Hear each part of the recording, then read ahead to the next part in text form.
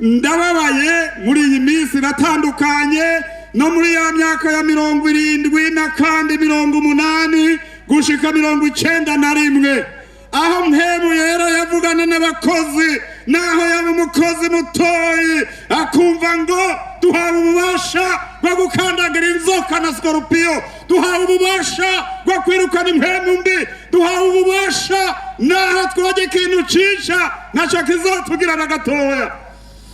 Kandi twarabonye abakozi b'Imana benshi muri ico gihe baje gupimirwa ko ngo barabe ivyo bavuze ko ari ukuri, Imana irabatabara.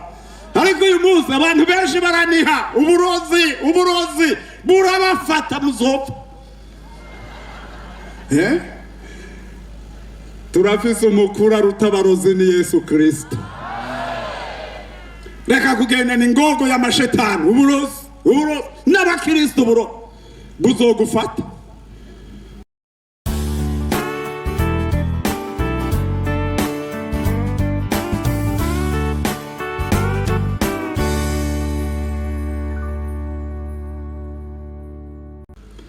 Nuko wemereye kumviriza indirimbo ndagusabe wumvirize n'ijambo ry'Imana. Zaburi ya 32 n'amajambo meza kandi meza yoroshe. Haravuga ngo mfise version ya ca Kirundi ca kera, abafise nshasha birafise uko bivugwa. Muri iki Kirundi tumaranye iminsi havugwa ngo hahirwa uwahariwe ugucumura kwiwe icaha ciwe kigatwikirwa. Ku murongo wa 2 hahirwa umuntu uhoraho adaharura kukugabitanya umutima wiwe ntube mu bugungi. Muri ico gitabo gishasha mufise hahirwa bavuga ngo harahiriwe. Nagomba tuvuge no muri Matayo igice ca 5 umurongo w'8. Hahirwa abafise imitima itanduye kuko ari bo bazobona iki? Imana. Ndagufitiye iganuke rigufi. Hahirwa umuntu yahariwe ugucumura kwiwe icaha ciwe kigatwikirwa. Umva, sumutunzi, suwize byinshi, sinyarucari, sumukene, ariko hahirwa umuntu yahariwe ibyaha vyiwe icaha ciwe kigatwikirwa. Iryo ni rimwe. 2 hahirwa umuntu uhoraho amuravye adaharurwa kukugabitanya. Nuwo gusa hiriwe, naho nogezaho nuwo gusa.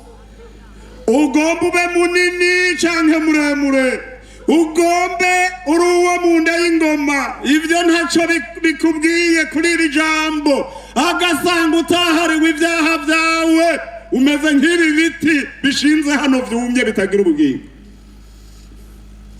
Umva, ndagufitiye iganuke muri iki gikorano.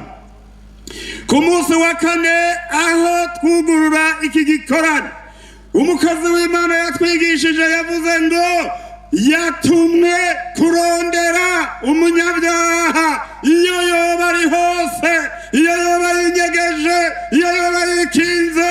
Ijambo yatumwe ni ijambo ryo kurondera umunyabyaha. Ati kandi kurondera umunyabyaha abo twari kumwe ku munsi wa 4 biri mu buryo bwinshi. N'aba bose baduhaye ibi bintu bigashingwa hano, aba bose badufashije gukora ibi bintu byose bafise uruhara runini mu kurondera umunyabyaha. Kuko n'utaje mu gikorane anyegeye mu nzu yiwe, n'uriko arafungura ari ku meza, n'uri mwibarabara ariko aragenda kuko ariko aranyumva. Hahirwa umuntu yahariwe ibyaha vyiwe icaha ciwe kigatwikirwa n'amaraso ya Yesu. Kera catwikirwa n'ibimazi ngo kigapfukwa gusa, ariko amaraso ya Yesu afise ububasha bwo kweza no koza ibyaha by'abantu. Umva, hanyuma hahirwa abafise imitima itanduye, abo nibo bazobona Imana. Ugomba uba ufise ibitayega agasanga uri umunyabyaha warahombye. warahombye kuko nta byizigiro ufise by'ijuru. Nagira ngo tugende bukebuke ngaha tubanza dusome kandi dusubire inyuma muri Zaburi ya 24. Ndabereka ahantu dusoma Zaburi ya 24, dusome ku murongo wa 3. Umviriza, havuga ngo ninde azoduga umusozi w'Uhoraho, ninde azohagarara hera hiwe.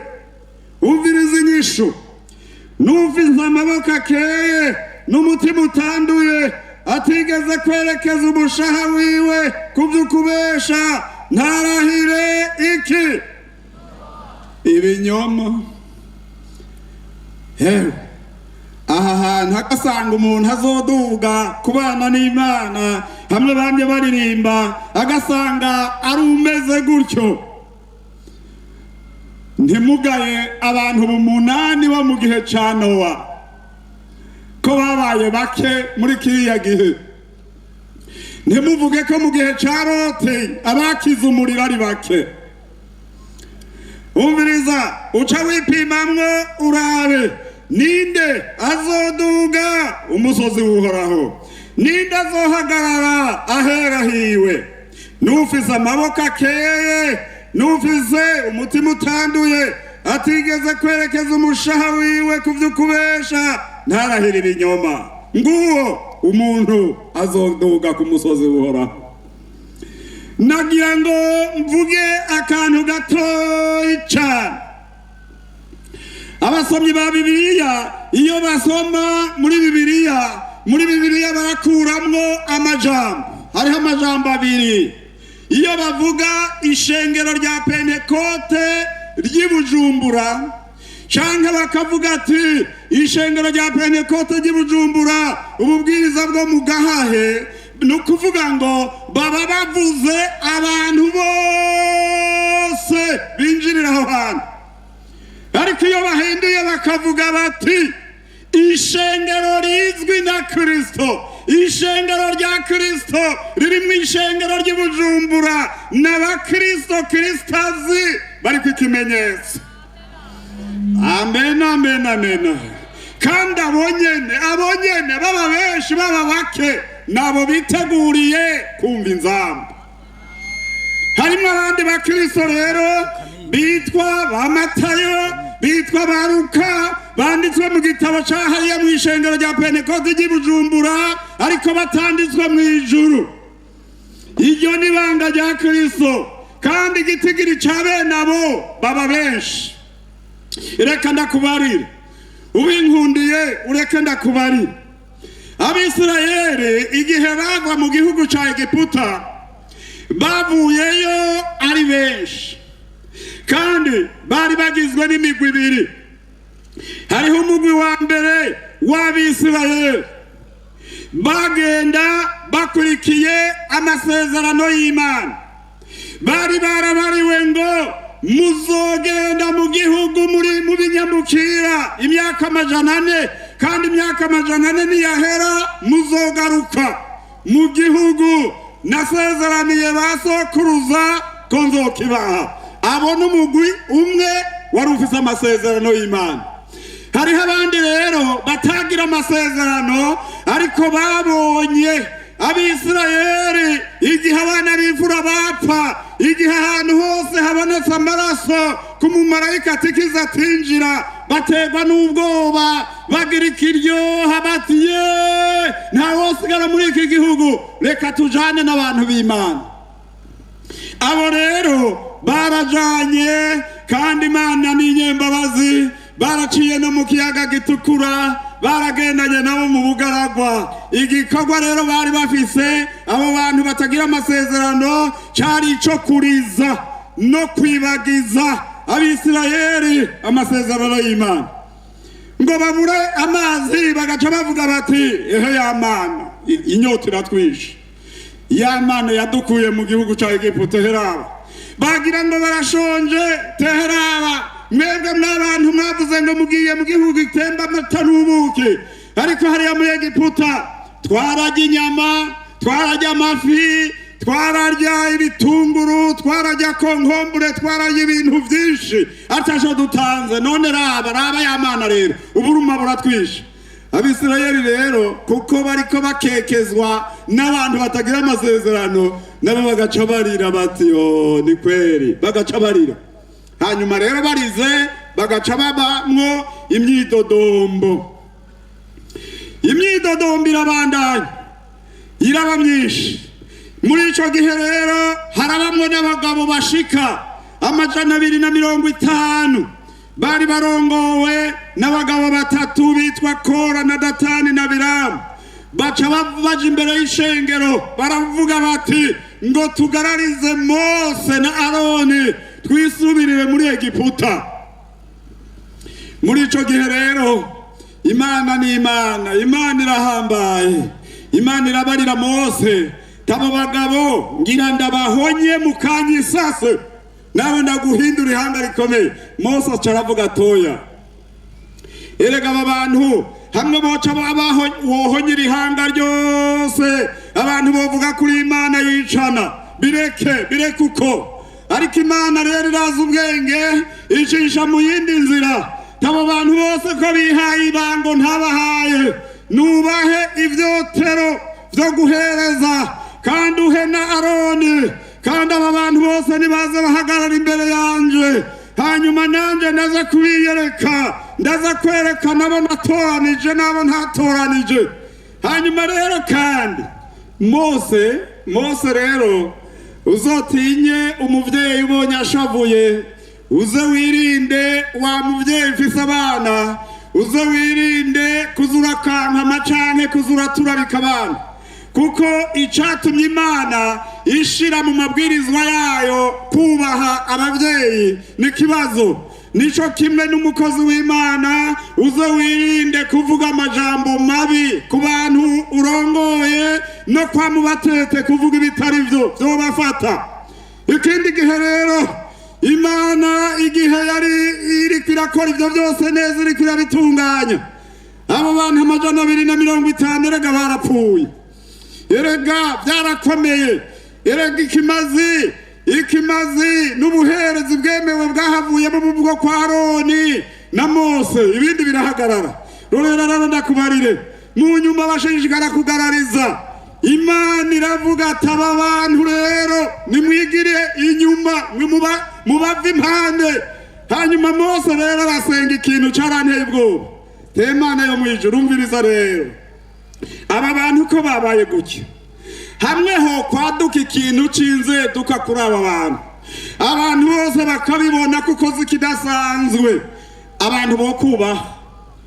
Hanyuma rero hari ikintu cambabaje, baza babona kuko Mose yari yanavuze ngo mana amashikanwa y'abo bantu ntuyemere. Yego Imana yaravyumvise ivyo yasavye.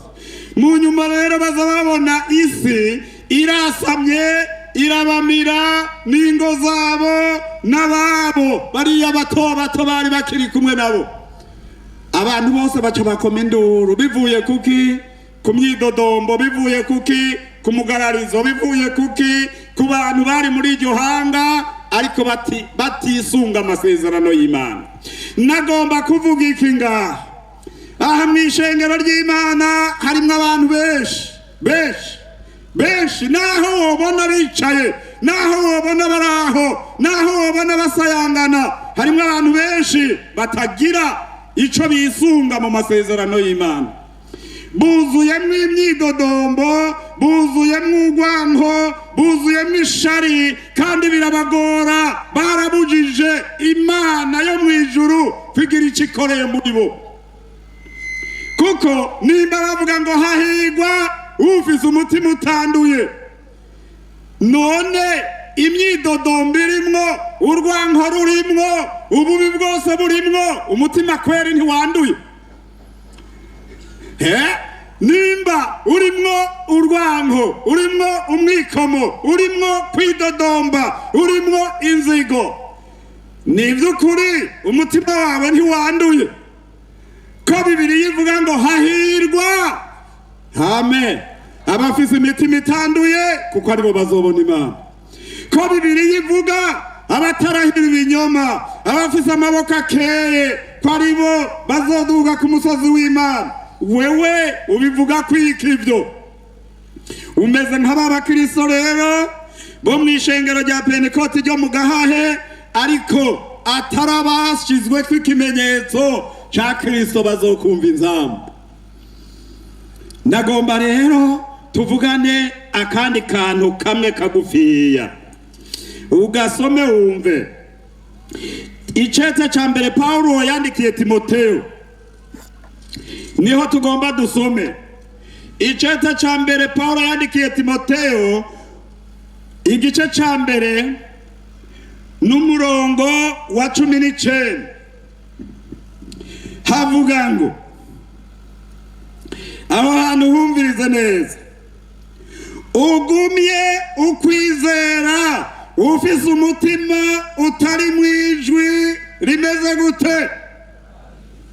Utari mwijwi rikwagiriza ikibi, iryo bamwe bashibuye bakamera nk'ubwato busavye mu vy'ukwizera. Reka tugumize ngaha. Umviriza, hariho abantu babiri. Hariho umuntu agenda, uwo nyene mwicaranye sindamuzi, muri we agenda afise umutima utunganye utari mwijwi rimwagiriza ikibi. Uwo nyene mwicaranye sindamuzi, ariko wewe uravye vya bindi wumva umutima wawe ukwagiriza ikibi. Kubera iki? Hari ivyo wakoze bibi ubirimirako, ntiwigeze wihana, ntiwigeze ubitunganya ngo ubiserure, ntiwigeze ubiheba. Hari ibyaha bikunda kukwizingirako imisi yose, hari ibyaha vyakugize umuja, vyakuboshe. Kubw'ivyo rero imisi yose wama witsindisha, niyo bavuga ivy'ijuru wewe uvuga ngo ivyanje none Imana yoba ikivyibuka, ivyanje none Imana irabizi, ivyanje none. Imisi yose ugendana ingogo ya shetani, nturigera umenya ko Kristo Yesu yakubohoye. Umva, Kristo yarapfuye rimwe Igorogota kubw'ivyaha vyawe n'ivyanje, ntazosubira gupfa ukundi. Yaratsinze urupfu n'imva, arazuka, ari iburyo bw'Imana kandi aradusengera. Kubera iki? Ukigendana ingogo, ugenda uraniha ngo ivyanje ntibigishoboka. Warazibiye imbabazi z'Imana kuko wanse kwihana ivyaha vyawe. Wihane uhindukire, ibyaha vyawe bihanagurwe, Imana ikwemere, witegure kuzoyisanganira. Umva, wihane ubwo bubi bwawe, ibyaha vyawe bihanagurwe, uhinduke, ubicare mwegisha, ubu umwana w'Imana, ugendane amasezerano y'Imana. Kuko ngaha hariho uwundi mugwi w'abantu babatirijwe, w'abantu banditswe mu bitabo vy'amashengero atandukanye. Uwo n'uwundi mugwi, bobo n'iryo jwi ribagiriza ikibi bararishibuye, basigaye bakora ivyo bagomba, nta n'akakidoda. Abo bantu Bibiliya ivuga ngo bapfuye bahagaze. Mugabo naravye muri mwebwe ndaburamwo n'umwe ameze nk'abo bantu. Ndavye n'amaso y'umubiri mbona mwese muri beza da, ariko Yesu yozana akageresha uragowe. Nta n'ivyizigiro ukigira, nta n'amahoro ugira. Urabaza abo mu rugo rwawe nibo babizi, nta n'amahoro ugira no mu rugo, nta n'amahoro ugira no mu bana, nta n'amahoro ugira no mu babanyi. Ugenda udaguza, nturi umukristo, nturi n'umunyabyaha, warumye, ugenda waraheze. Ndagufitiye iganuke, Imana yokora ikintu gishasha uyu munsi mu mutima wawe, ugahinduka, ukabicara mwegisha, imbizi z'amazi y'ubugingo zodudubiza, nawe ukumva ivyizigiro n'amasezerano y'Imana ko bigarutse. Umva, abantu benshi baranezerwa no kumva ingene Imana ivugiye mu bandi. Ndakwifuriza ko Imana yovugira muri wewe. Amen. Imana ivugire muri wewe. Kuki unezerwa nuko abandi bavuga muri mpemu yera, wewe utovuga wewe? Imana ivugire muri wewe, Imana ivugire muri wewe, Imana ivugire muri wewe, Imana ivugire muri jewe. Kuki erega Yesu turamusangiye kuko ugomba kumuhebera abandi. Muri iyi minsi mibi hari ibintu bigoranye cyane, abantu benshi nama ntwenga nkumva. Umunsi umwe narabivuze, ubundi muntu arambarira ngo wewe uzikwegera wewe, w'ivyo bintu uvuga uzikwegera wewe, nzikwegera kubera iki? Narimvuze iki? Narimvuze ati ndababaye muri iyi minsi iratandukanye no muri ya myaka ya 70 na kandi 80 gushika 91, aho mpemu yera yavugana n'abakozi, naho yaba umukozi mutoyi akumva ngo duhawe ububasha bwo gukandagira inzoka na sikorupiyo, duhawe ububasha bwo kwirukana impemu mbi, duhawe ububasha naho twoge ikintu cica naco kizotugira na gatoya. Kandi twarabonye abakozi b'Imana benshi muri ico gihe baje gupimirwa ko ngo barabe ivyo bavuze ko ari ukuri, Imana irabatabara. Ariko uyu munsi abantu benshi baraniha, uburozi burabafata muzopfa. Turafise umukuru arutabarozi ni Yesu Kristo. Reka kugenda n'ingogo y'amashetani, uburozi n'abakristo buzogufata, kuburirimba buzogufata. Oya vuga uti ndafise Yesu.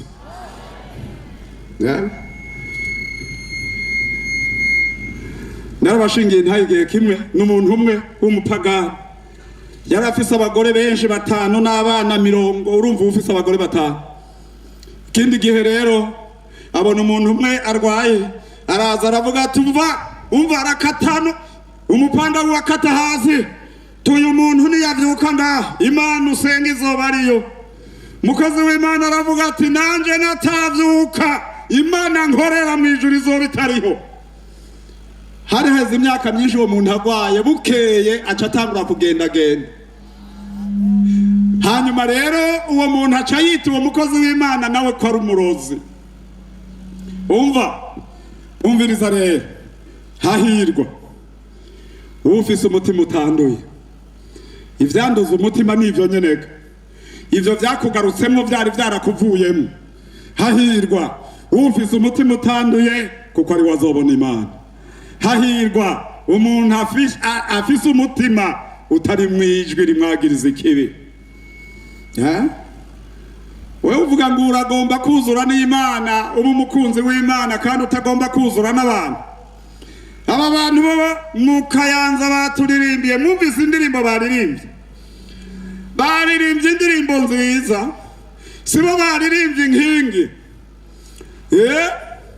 Nimwabumvise. Umuntu agomba ko urya kizwa, ariko we ntagomba gukizwa. Ndagomba gukizwa jewe, ngomba kuba umukristo mu mutima, kandi na wewe ndakwifuriza ko uba umukristo. Twe na wewe turi babiri tuba abakristo. Nitwamara kuzura n'Imana tukuzura, twe nawe tuzosengera abanyabyaha kandi bazokizwa. Ariko abantu benshi bagenda n'ingogo, umwikomo warabishe, bagenda n'ibikomere, kandi Yesu yaratanze incungu, yaratanze ikimazi gikuraho ibyaha byose.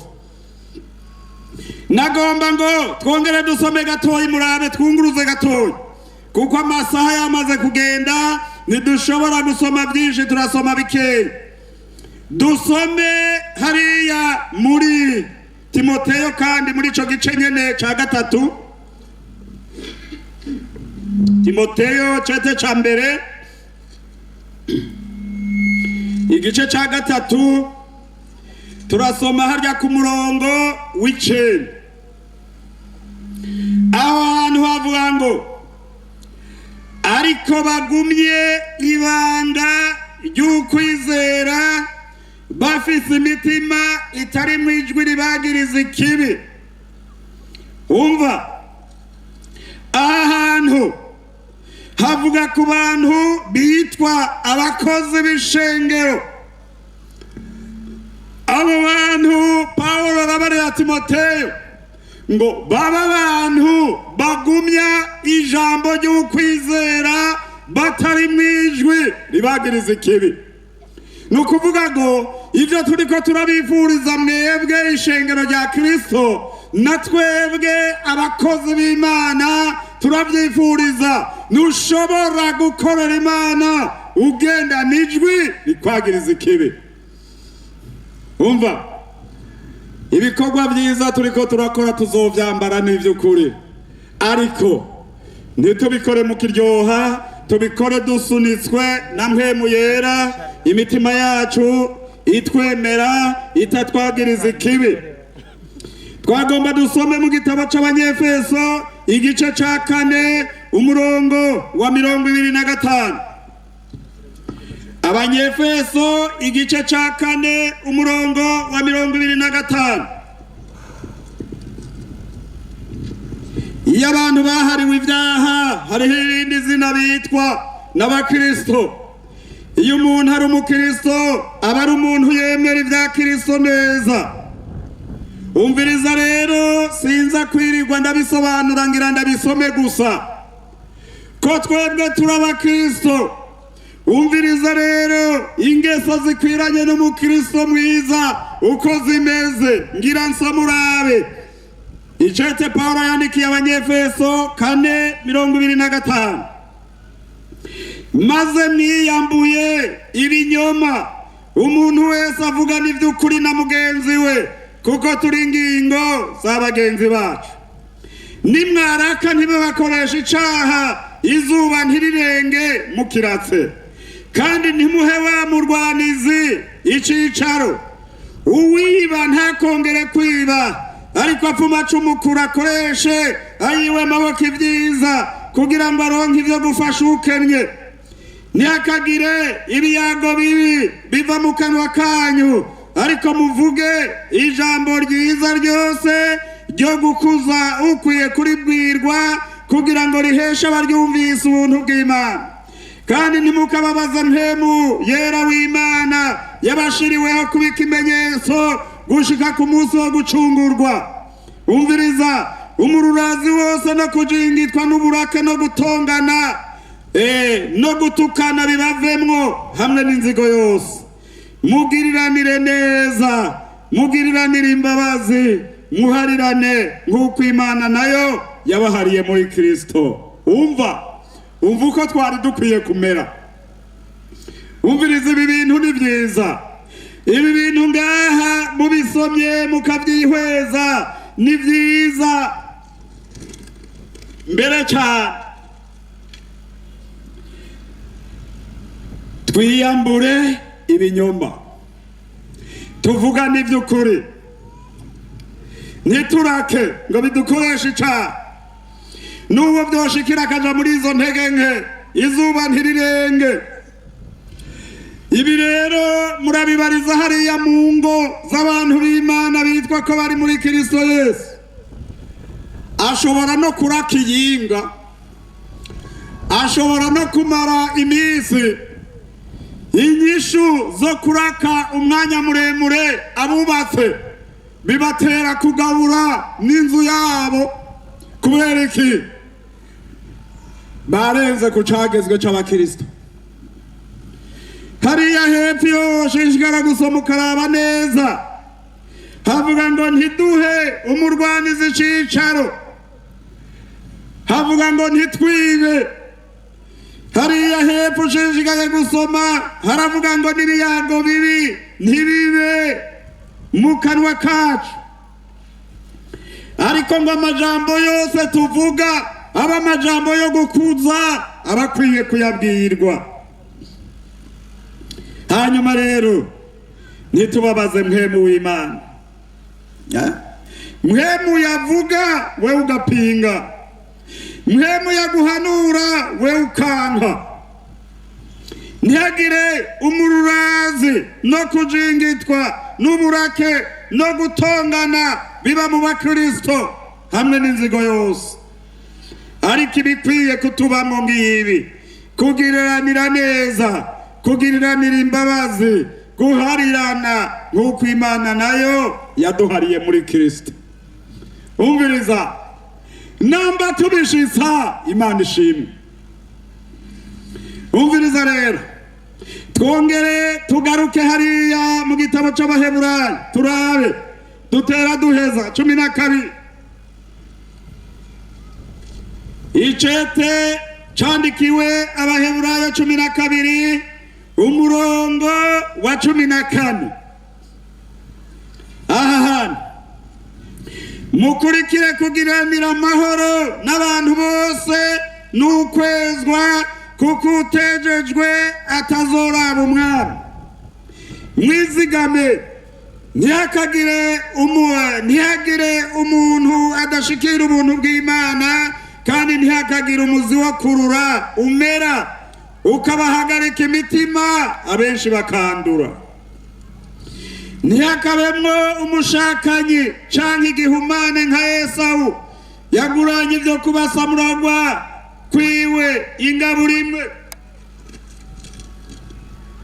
kuko muzi yuko hanyuma hamwe yagomba kuraga umugisha atemerewe kuko atabonye uburyo bwo kwihana naho yawurondera arira.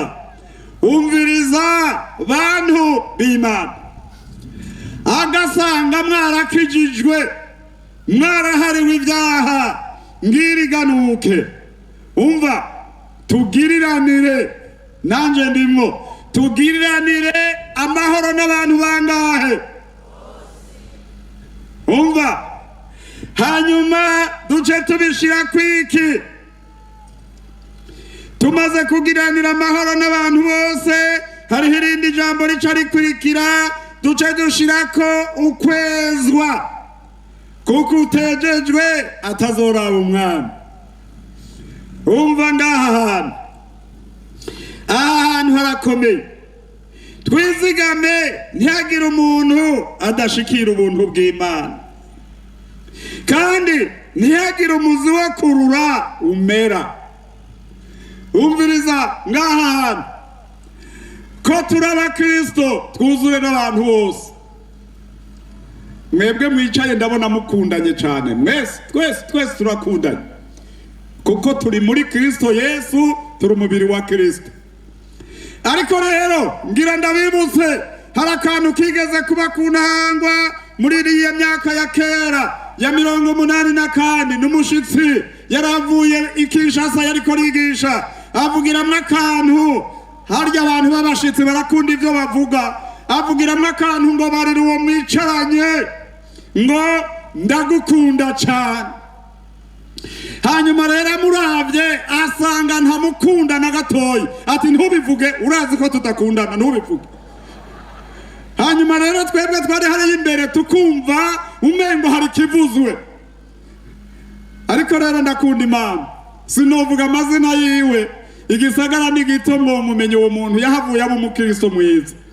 Acarizana miga heze aravuga ngo urya muntu ndamwanka no mu maraso ndamwanka. Uramwanka kandi ari mwene data. Aca aravuga impamvu amwanka, ati kandi nabimubariye ko ndamwanka. None kumwanka uwo gutuma ukugenda ukamuhamagara uwo bivuga ivyo nyene kumwanka, ati nabimubariye genda umuzana. Aramuzana ati nakubariye ndabivuze n'imbere y'abakozi b'Imana ko ndakwanka cyane, urabizi na wewe. Ati kandi duhuye mu ijoro no kugirira nabi wewe. Wa muntu rero nawe yamuteze imbabazi z'Imana. Aca aravuga ati sinarinzi ko byakubabaje kunyanka cyane. Rero ubwo gwanko niruje kuri Kristo Yesu, jewe ndapfukamye ngaha ungirira imbabazi, kandi wewe ucusengera kuko wewe warakomeretse kurusha jewe. Warankomerekeje ugumuraramye gusa ngo imbabazi za Yesu. Tehe ndasabye imbabazi. Abantu baramuhindukirira abakozi b'Imana tuwa mugabo, ukanka gutanga imbabazi uzoba wibagiye ko Kristo nawe azoguharira. Ati none kugira ngo amharire mbanza guharira uyu. Atega agasanga ari ivyo rero ariho yantegeye, ndamuhariye kandi na bya bindi byose ndabihevye. Nivyo bari bapfuye baca barabivuga, nivyo navyo nyene aca aravuga ngo na bya bindi ndabiguhebeye, nibi byose ndabihevye. Uhereye ubu ndaje kwa Kristo kondi kose. n'umukristo mwiza sinomuvuga kandi ubu rero ntugire ngo ari kure ari mu bakozi beza cyane kubera iki yaratahuye umuhirwe si umutunzi umuhirwe si ufise byinshi umuhirwe si uwize byinshi umuhirwe si umukene umuhirwe si nyarucari si umworo oya hari aho umuntu avuga ngo abatunzi ngo ntibakizwa ninde yakubariye ko badakizwa umva ijambo ngiri hahirwa umuntu yahariwe ugucumura kwiwe icaha ciwe kigatwikirwa umutima wiwe ntuwe mu bugunge hahirwa ufise umutima utanduye hahirwa umuntu atagenda n'ijwi rimwagiriza ikibi hahirwa umuntu agira imbabazi amen kuko yibuka umwuhagiro w'ibyaha byiwe uyo rero arafise amasezerano muri Yohana 15:7 iyo umuntu ameze uko handitswemo amajambo avuga ngo nimwaguma muri jewe amajambo yanje akaguma muri mwebwe musabe ico mugomba cose kizobabera kuno agasanga warahariwe ibyaha urafise uburenganzira bwo kuvugana n'Imana yawe agasanga atari ibyo naho uzosenga iminsi myinshi nta kintu na kimwe uzokwigera wishugwa urabanza wihana ibyaha byawe kugira ngo ubone guharirwa umva twuname imbere y'Imana twuname imbere y'Imana ijambo ni iryo gusa agasanga utaraharirwa ibyaha ngwino naho wicaye ngaho agasanga utaraharirwa ibyaha ngo woge mu maraso ya Kristo Yesu uri umuhombe iby'ijuru nturimwo kuko amaraso ya Yesu Kristo niyo yatwejeje amaraso ya Yesu Kristo nico kimenyetso namwe muyera ntashobora kukuzamwo utaraharirwa ibyaha nukuvuga guharirwa ibyaha n'urufunguzo rw'umugisha w'Imana kuri wewe guharirwa ibyaha n'urufunguzo rw'ijuru guharirwa ibyaha nukuronka ikimenyetso kuri umwana w'Imana guharirwa ibyaha nukubaho ufise ibyizigiro witeze ko inzamba niyavuga uzosanganira Yesu twuname imbere y'Imana ninde agomba kuza agapfuka mbaharya kuko Yesu yavuze ngo niwanyemera ukanyatura imbere y'abantu ntunyihakane nanje nzokwatura imbere y'abamarayika mwijuru haleluya ninde agomba kuza naho yoba ari hariya kure agasanga wumva utaraharirwa ibyaha ngwino kwa Yesu agasanga waraguye ugasubira inyuma ngwino kwa Yesu agasanga ugendana umwikomo ngwino kwa Yesu agasanga ubukristo bwawe bwarazazanye ngwino kwa Yesu warabuze umugisha kuko ntiwihanye neza warabuze umugisha icibagiwe cyo nuko wosenga n'iwawe vyovahe ntabyo ushobora kuva wosenga ubikuye he warafashwe mpiri na Satani twagomba kuri uyu munsi ngaha mu gahahe twongere gutangaza kwa maraso ya Yesu Kristo avize ububasha n'ubushobozi bwo guharira no koza ibyaha by'abantu mu gihe bavyemeye ariko agasanga ugomba gukizwa neza ngwino kwa Yesu haleluya haleluya Yesu araguhamagaye ijambo ry'umusiguzi wa mbere ku munsi wa kane yavuze ngo nukurondera umunyabyaha kandi kurondera umunyabyaha biri mu buryo bwinshi hari n'abari barakijijwe babivamwo turaguhaye kaze na wewe wongere wiyandikisha ubundi bushasha ube mu ishengero rya Kristo rirorereye kumva inzamba